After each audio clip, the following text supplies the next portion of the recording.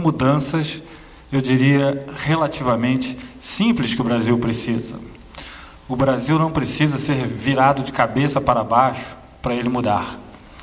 São mudanças simples, mas são mudanças que oferecem muita resistência, embora sejam simples. Isso faz parte da cultura que foi criada em torno da necessidade de se manter as coisas como estão. A principal mudança, eu diria, ou pelo menos a mudança inicial, eu não tenho a menor dúvida, que é a redução da taxa de juros. O Brasil tem uma taxa de juros, hoje, o dobro da média dos países em desenvolvimento.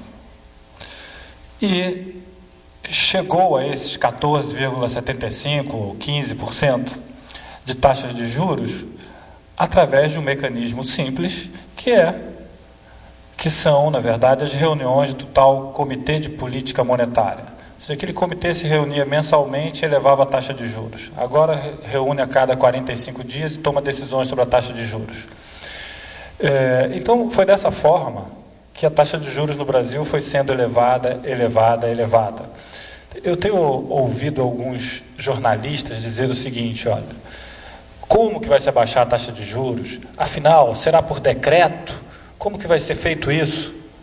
Ora, com as reuniões do Comitê de Política Monetária, aqueles que só sabem fazer a taxa de juros subir devem ser substituídos por outros que sabem fazer a taxa de juros cair. É a mesma decisão, a mesma reunião, no mesmo lugar. É só no lugar de votar que a taxa de juros vai para cima, votar que ela vai para baixo.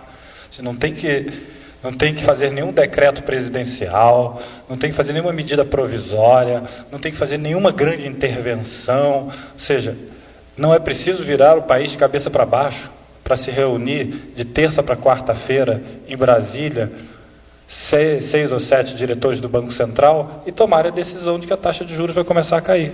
É isso, é simples, é tão simples cair quanto foi simples elevá-la. E, portanto, nós temos que sair dessa armadilha que é manter o país com uma taxa de juros elevada. Taxa de juros elevada faz mal para a sociedade em vários aspectos. Faz mal para o governo, porque não tem recursos para investir quando tem que pagar juros elevados sobre a dívida pública. Faz mal para o empresariado que não investe construindo uma fábrica, porque mais vale a pena ter um título público, ter uma aplicação no banco e, portanto, não gera empregos. Faz mal, daqui a pouco eu vou explicar por quê, faz mal, inclusive, para a defesa faz mal para, diria que, esse é um ponto um pouquinho mais delicado, mas eu diria o seguinte: uma taxa de juros alta dificulta a defesa do nosso balanço de pagamentos. Tá?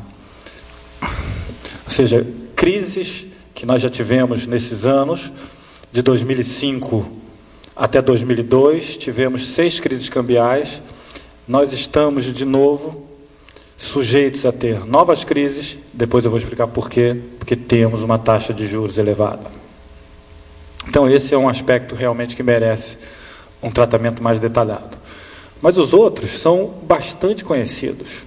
Ou seja, se o governo gasta 150 bilhões de reais por ano pagando juros, realmente não sobram recursos para fazer investimento público. Investimento público em infraestrutura está da ordem de 0,4%, 0,5% do PIB, ou seja, em torno de 7 bilhões. Ou seja, o governo gasta 6, 7 por ano em infraestrutura e gasta em taxa de juros 150. Gasta em educação 15 e gasta em taxa de juros, pagando juros 150. Gasta em saúde 30 e paga 150 de juros. Ou seja, nós temos que ter 10 anos de educação para ter 1 ano só de juros. 5 anos de saúde para ter 1 ano só de juros. Então, essa situação realmente comprime o orçamento público, impede o governo de fazer investimento público. O que o governo gasta em infraestrutura hoje, se ele gastar isso por 20 anos, equivale ao que ele gastou em um ano somente pagando juros. Então, não há a menor dúvida, o raciocínio é muito claro, é intuitivo, de que taxa de juros alta comprime o orçamento, impede a melhoria do bem-estar social, impede o governo de fazer investimentos, impede o governo de gerar empregos. Para os empresários, também faz mal e acaba, em consequência, fazendo mal para os trabalhadores. Por quê? Porque, obviamente, que com uma taxa de juros de 15%,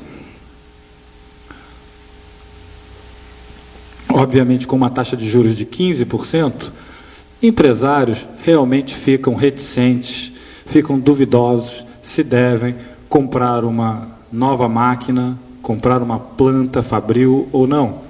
E, em geral, a decisão é comprar papéis, ativos financeiros, porque esses rendem e não tem risco. Numa fábrica, além disso, gerar preocupação, risco, a rentabilidade não vai ser tão alta quanto de 15%.